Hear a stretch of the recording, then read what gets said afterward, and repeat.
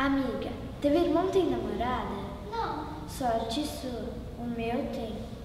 Tatiane, nome da gracinha. Espaçosa pra caramba. Não sai lá de casa. Você não acha que está sendo implicante? Implicante eu? A menina é que é folgada mesmo. Dorme lá em casa todos os dias. E ainda reclama quando a gente faz barulho antes das 10. Daí ela levanta e vai direto pra geladeira.